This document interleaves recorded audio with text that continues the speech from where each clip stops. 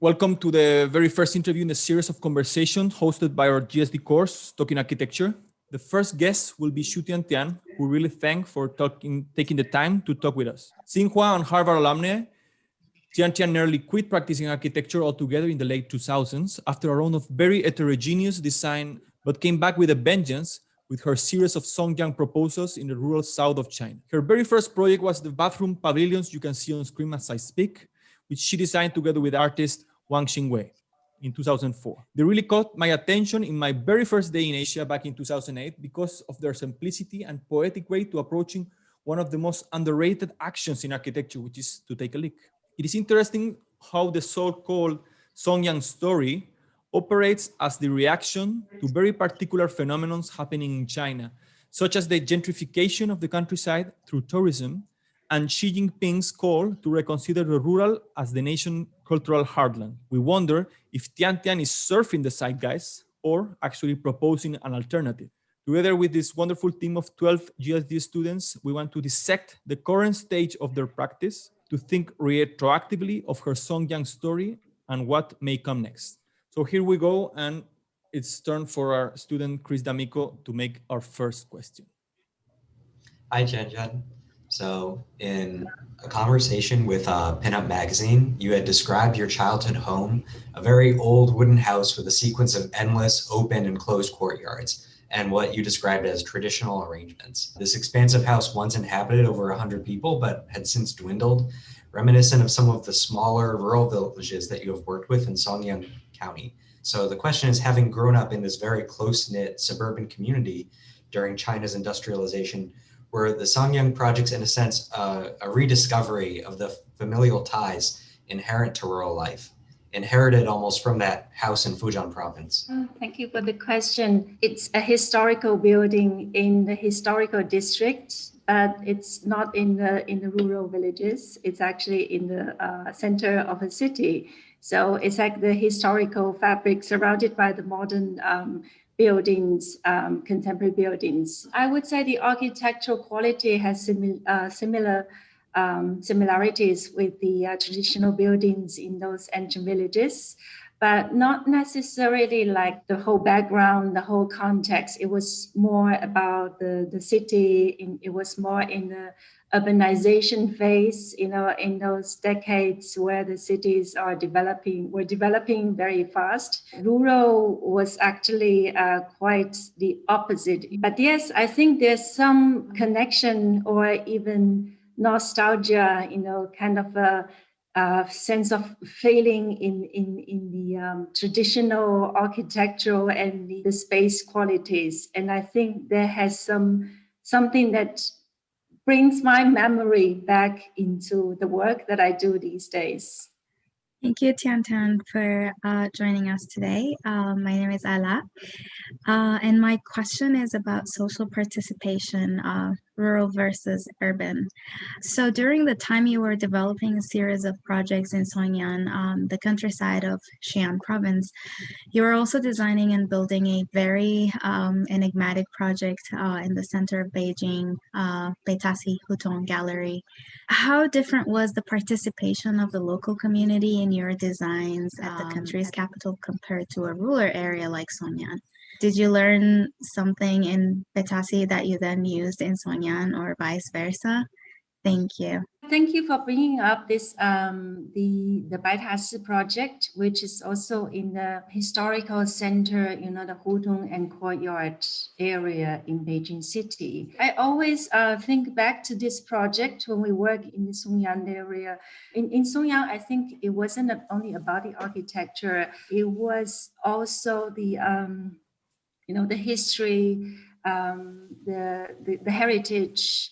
The traditions that are rooted in these villages for centuries, for many generations, which we don't really see this in cities, right? We don't have that kind of heritage or a family living in the same house for many generations. that would be very rare. In this Baitasi project, in the traditional hutong and courtyard, you will see that families that would have the similar kind of a tradition, or the family passing generations, similar to the village tradition. But again, like this is the center of a very contemporary modern city.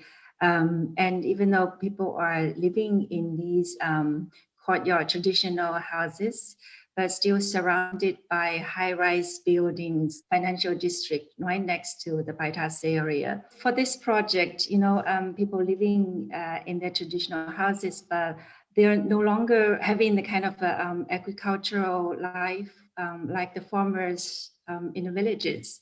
They might work in those high-rise modern offices, right, in the daytime and come back home, their traditional courtyard houses.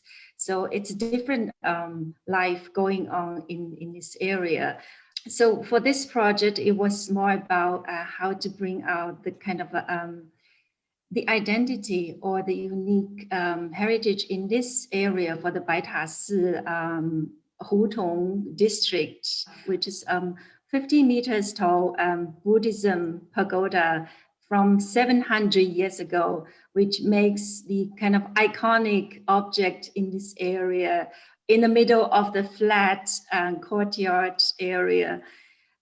So there was how architecture addressing to the character or the heritage, the cultural, historical heritage in this area, in this unique Baitasi district, and then bring out as kind of as a dialogue with our Hutong gallery. And there would be a respect to the tradition in this area. And in that sense, the community this Hutong area was meant to be open to the public, to the local communities. It's a project for the community, really addressing to its heritage, but it doesn't have the kind of mapping with the traditional lifestyle like we have in villages. And that's always kind of coming back. And to me, how do we address the history in the architectural way in the city, in urban context, when we don't have the kind of a connection anymore? Hello, Tiantian. This is Ana Gabriela, and my team partner is Xiaojiang, and we're MARC students. And our question is about research. So the Sanjian story, an ongoing project exhibition, and a book narrates the approximation to rural context through architectural acupuncture, a technique that fosters the revitalization of rural villages with small budgets and exact means. So just like in clinical acupuncture, where a careful mapping precedes the intervention, your work displays an understanding of the qualities of the place and the community that later delivers a variety of specific interventions. How is research conducted to address the uniqueness of each village? And how does your practice manages the continuity of the research phase into the design phase? I think we do work in a different way in Songyang. In the past 7 years, we did spend a lot of time, and because most of the projects in our office are in Songyang area. So we've been visiting Songyang hundreds of times altogether, and we spent 1/3 or quarter of the time in Songyang. Basically, it's like almost like living, being a local in that area in the county after 7 years. So the research isn't like I'm a stranger to this area and start, kind of conduct a survey and a research into from scratch. So basically, it's more about talking to people to understand what they're proud of, especially for these villages. And even though by looking at the pictures, you would see that most of the villages, traditional villages, look the same because of the similar architectural style, prototype or language. But if you start to talk to people, you would find that every village has something that they're really proud of, something on its own. And something only belong to this village. So this is like how, the basic thing, that the easiest thing or the way to start with the research is to talk with the people to understand what's going on here in this village or in the other one. And because we've been working in the district, in the whole county for so long, so actually it makes it much easier to identify, individualities from all these different villages. It was a bit more difficult in the beginning, or maybe a bit more work in the beginning to start with. You have to go through villages by one to look for and to kind of discuss what would be the kind of a unique heritage or the identity for this village. But after a while, when they started to see these, the outcome, for example, the brown sugar factory has making revenues for the village community. So, and then later on, the other villages will propose to us with their very detailed like spreadsheets of what they could do and how many laborers in the village and what technique or what kind of how big is the space that is needed in the program.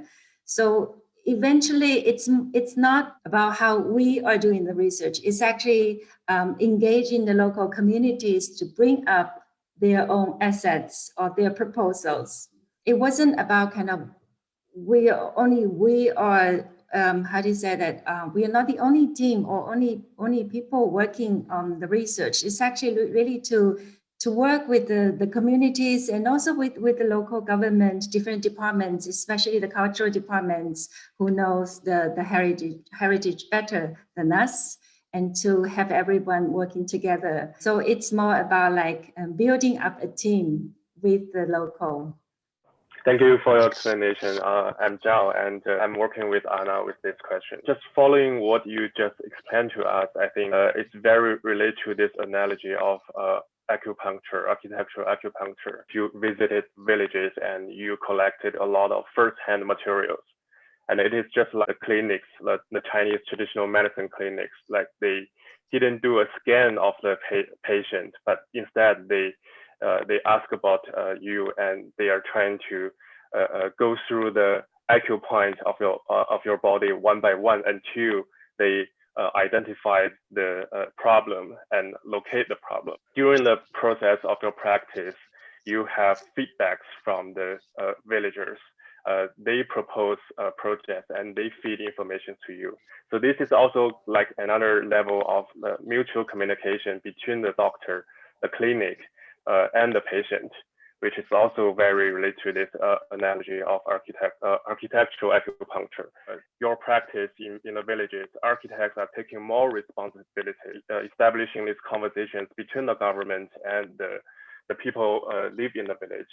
But at the end of the day, we're still designers. We still have to propose physical forms, architectural forms of the project, and how exactly, the space is going to be built in a material way, of how exactly this information you collected or you're being provided by the villages be transferred into the actual forms. Each village, for every village that we started, we didn't have a program or it was a commission, a clear commission. It wasn't. It was more about like either we reach out to the villages, or those villages who are willing to have a new intervention, they will come up to us and also to the local, the government, different departments. That's how we started to kind of have the building up the group for this collaborations. We have to work with the cultural department, like the county museum, and they have all these tradition and heritage informations, the archive. In the county, even a small county like Songyan, it has so many villages. The smaller ones, I would say, in total, maybe over 1,000, they call it natural villages, right? Like a village basically is one large family. So you can't really go reach out to every one of them. But you can start either by, like, the county and the cultural department has the list of these traditional villages, that is entitled by the Chinese Ministry of Housing and Construction, 住建部, or we work with the villages who are willing to bring up their desire of bringing any interventions to their home villages. That's how the program was first set up. After the discussion with all these groups, either to build, we will figure out either to build a factory or an ancestors hall in different contexts. But the program, the size, the dimension is, I would say, like, you have to go through, maybe walk through all the corners in the village with everyone to look for the buildable land or any kind of abandoned or vacant house buildings for renovations. That's how we were working together to find the suitable location based on all these information, all these levels, and then everyone will sit down again and to discuss the size, the amount of a budget they have for the intervention, and also the size, the total building area for each acupuncture projects. So these are the steps we were working together. And later on, like I said, later on when the other villages were inspired, they would bring up their own proposals. And with a very detailed program list that we have a paper making factory that is under construction. And that was totally brought up and programmed by the local village. And then they send us all these program list and all the requirements and also location of this project. Also, it's not like only looking at one project. It's a long process. Like the first project, maybe it takes more steps and eventually it gets better, easier, and faster. And to summarize the last two questions, Tiantian, would you say that in a way participation is the research? Yes, because research does sound like you are a foreigner, you are a stranger, you are an outsider. But like I said before, since we've been working there for so long, we feel like a local. So it's almost like going into your own homeland and your own hometown or home village to work with your relatives. So it's part of like this kind of collaboration. Hi, I'm Tara. I'm a third year MArc 1 at the GSD. And my question is about showcasing traditional practices. So your interventions in Songyang, like the brown sugar factory in Qing and the tofu factory in Kaizhai, showcase local activities on a stage or behind a glass. Where do you set the limit between a show and a true performance of traditional skill through architecture? Thank you, Tara. Why do you think we need to differentiate these two? For me, they're both. And you know, like they are the real production, right? It's basically it's something done in your home kitchen in the village, in every villages, and it's like a home cooking process. So it's a daily routine. It's almost like a daily routine, but it's something like not uncommon in the area. All this production has its own sense of ceremony. And it's based on different season or different timing, and they have their very traditional procedure that's, you know, going step by step. All these cooking and frying and kind of the making process itself. It's very poetic. It's making a kind of very vivid, like, you know, you really see the real life going on in these villages. It's about cooking, and we love cooking and eating. And to me, this is kind of more, it's contemporary concept of performance, and it's better than the show.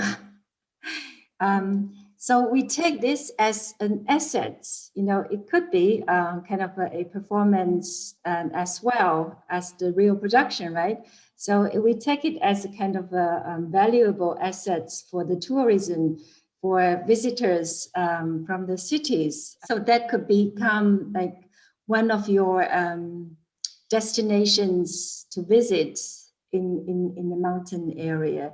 Architecture has all these factories, the rural factories, could accommodate both a real kind of agricultural production and also kind of a contemporary performing space. The way that I almost understand these production sites, it's almost like, when you see on the Food Network, there's a cooking show, right? And they make almost like a set of what a home looks like. And they'll have like, Rachel Ray making food on a set or something like that. So the way that I'm almost imagining your projects is that you're creating a theater where you're like taking something that's from the home and then putting it on display, almost like a cooking show. But then I guess there's two ways to look at it. A cooking show like Rachel Ray, she becomes almost like a celebrity. So are these local people becoming celebrities or like, main attractions? Because in some of the images, I think especially for the tofu factory, some of the photos that I've seen online, it's like there's people looking through a glass.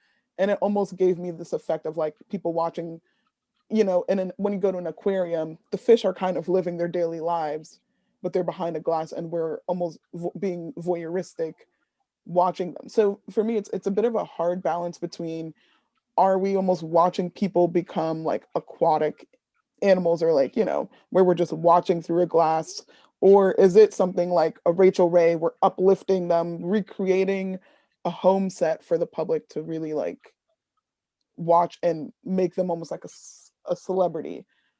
It is. In the brown sugar factory, we have these sugar masters. They are the skilled chef who makes the best brown sugar in this area. And when during the production season, and a lot of visitors come and not only to observe the kind of a cooking process, but also taking pictures and taking videos and put them online. From time to time, there will be TV channels coming and interviewing these cooking masters, and they do have this title of masters for this intangible heritage, which is kind of generated from the just traditional agricultural life. Brown sugar factory, it's been 5 years, 4 or 5 years after the completion. And these cooking masters are becoming the local celebrities because they are always online or on the media, on TV. But actually, indeed, this is a kind of the real production space. You can call it a factory. It's the architectural idea of taking these production, the factory space, the compartments as stage. Like the brown sugar factory, it's central stage.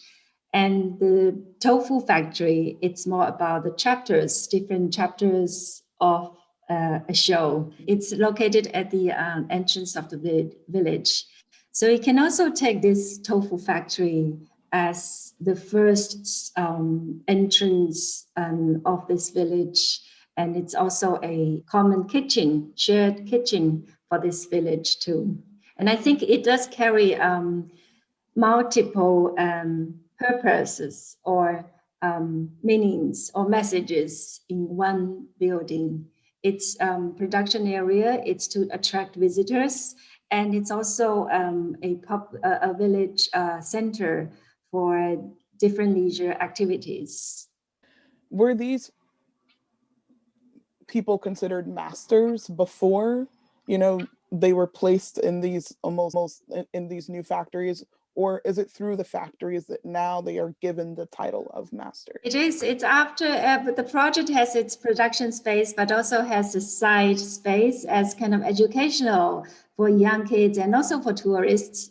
So you can really learn from all these masters.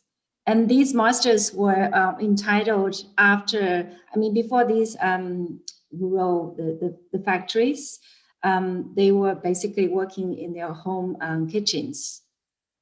Like you make tofu at home every day, right?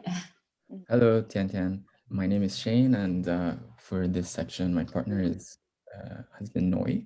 We wanted to cover the topic of embodying an ethnic minority. With the history of forced displacement, discrimination, the name Hakka is literally defined as guest in Chinese and referred to this way in the village of Shikang, where you designed the Hakka Indentured Museum in 2017. And Hakkas are an ethnic minority group that span all over the world today, and we are wondering how you dealt with their rich and dying history in your proposal, from Tulo's architecture and beyond. I think this is some misunderstanding in this Hakka as marginalized ethnic group. I think Hakka is quite a large population, not only in China, but also in many other countries, right? And Tulo isn't only by Hakka people. It's not only the built by Hakka or occupied by Hakka people. It's actually in the South China, in Fujian province or in Guangdong province. There are Hakka Tulos, but there are also Minnan or Han Tulo as well. I get to know these because we are starting working on some Tulo projects in Fujian. In the way that Hakka culture is being a guest, makes them more adaptive. When they travel, when they relocate to different areas around the world and also around the country, they are more adaptive to the local cultures. For example, in the Songyang County, when this is the Hakka project in Tiantian Museum is in the area where all these the whole town, most of the people living in this town is from Hakka group. This is Hakka family relocates across the mountain from Fujian province and relocates to Songyang County about 200 years ago. And they don't carry with their Tulo buildings anymore. They build their houses along the river. These buildings are more like the local building language. It's not Tulo, the defensive Tulo anymore, right? For this project, the Indenture Museum, it was more about the kind of back to the acupuncture strategy.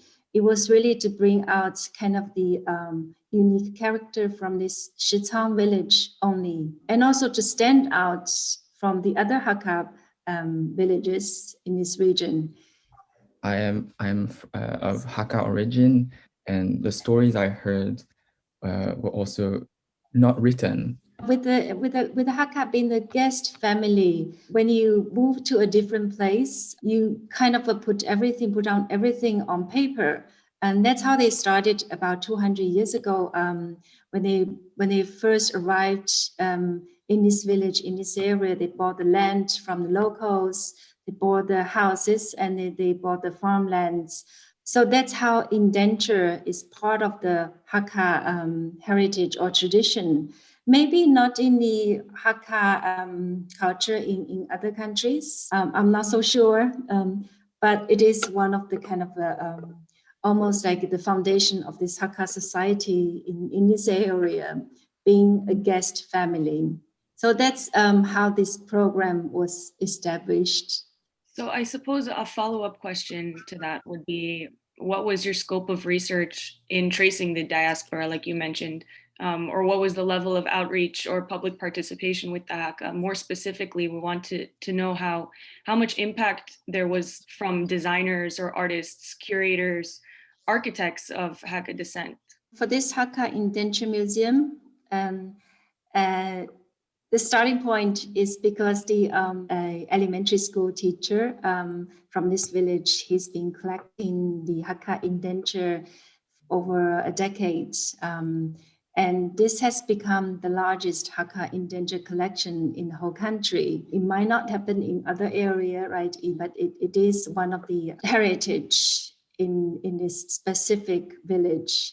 And this is how the acupuncture strategy in this village is because of this elementary school, Mr. Che, and also his collection, which makes it like the history. It's also very kind of a precious archive of the Hakka history or story in the past 2 centuries here.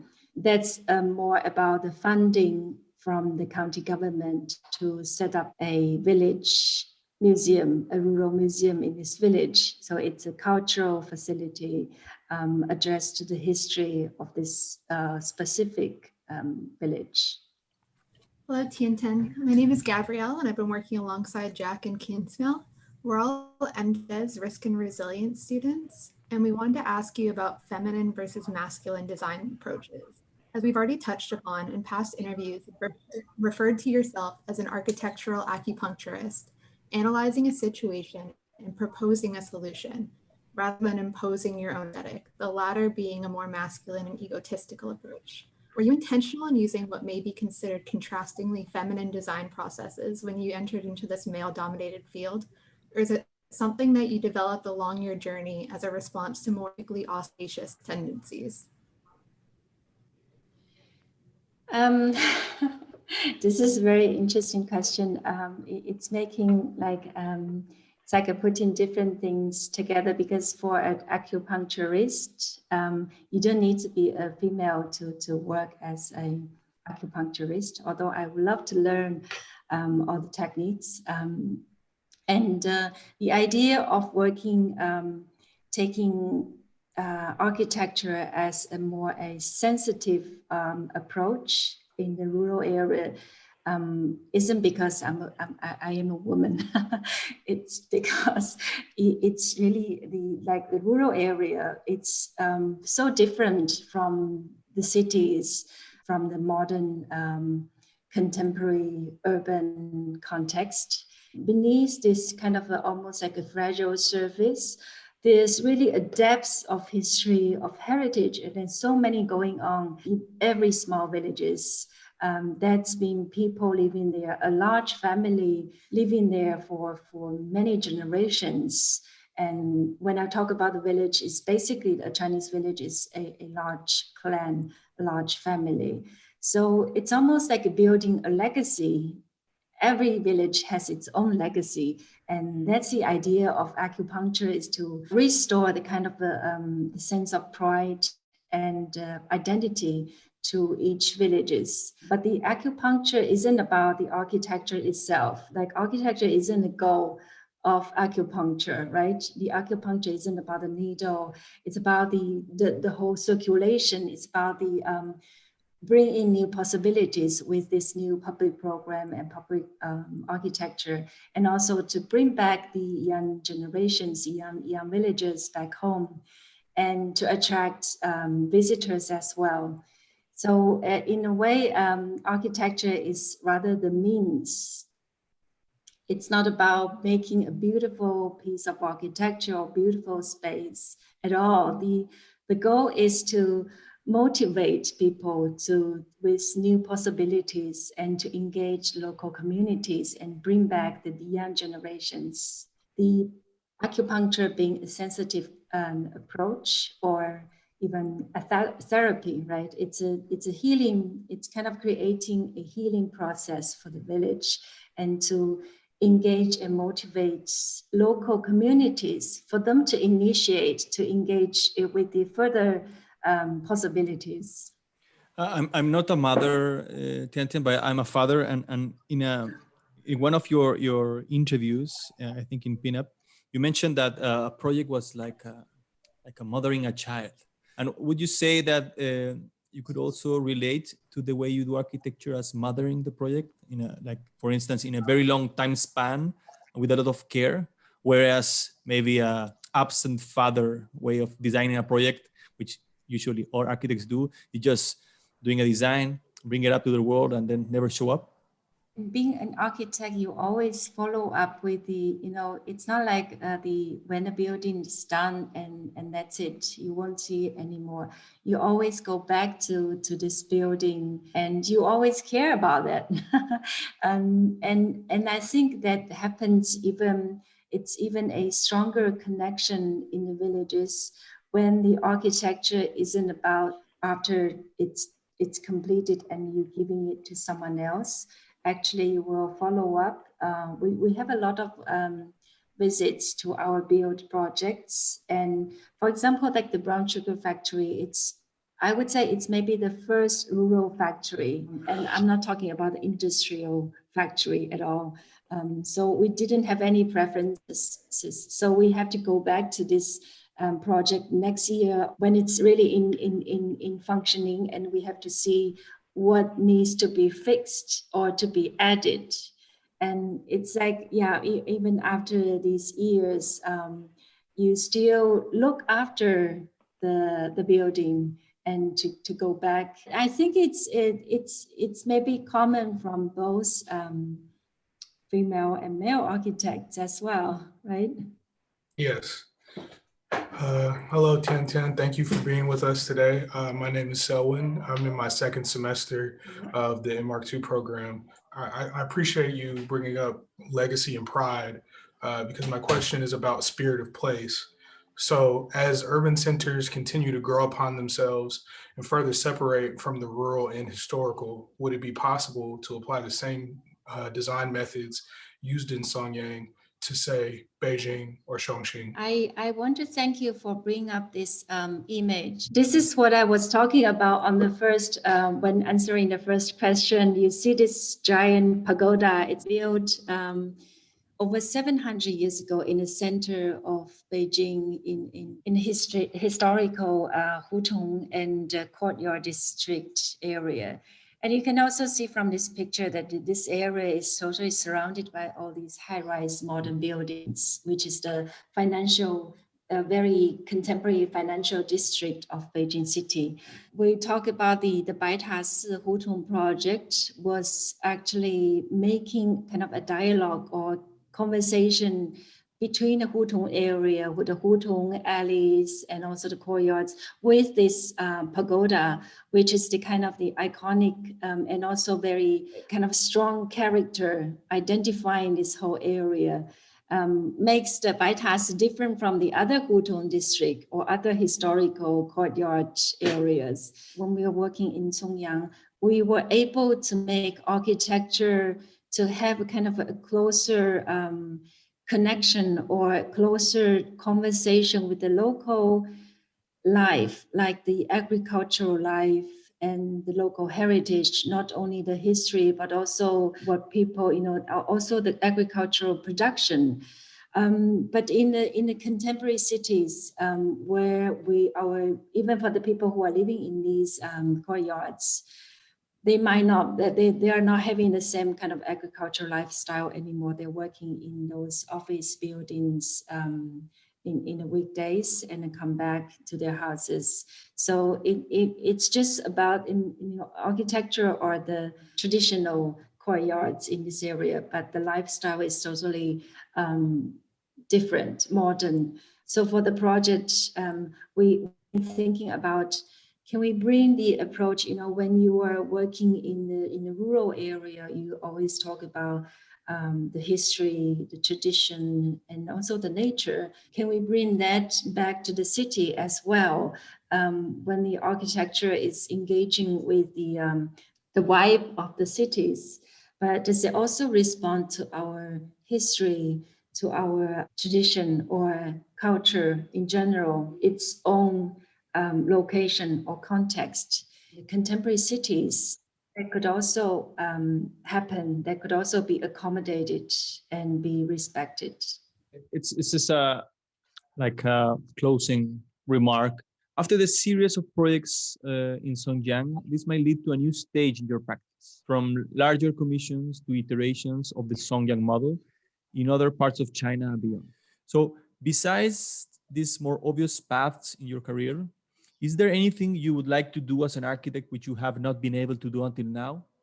We've been very lucky to be able to work with this, to be part of this Songyan story, and to take architecture as the strategy or as the means to engage with the rural revitalization process in the past 7 years. And during this process, we've been working with different scale of projects, like you were showing on the map, from a bamboo theater to the large social housing project. We were also able, because of this acupuncture strategy, to restore the village or the rural identity and its heritage. So we were able to work with the different programs to understand and also to work with the local heritage into or with architecture. I would say each project is like a fresh start for me, to learn from the locals, to understand their history, the context. Well, just go back to the previous question, that I would like to maybe carry on with what we have learned in the rural context and continue to work on with the urban projects. And maybe there's something that we can bring back to our urban projects as well. I would like, on behalf of all the team, to thank Tiantian for your time. Thank you. Yeah, it was very fun to talk to everyone and to discuss this about our projects, and also brings kind of a different view, a fresh perspective to looking back to what we have done in the past. Thank you, Tiantian. Thank you, everybody, for your questions. Thank you.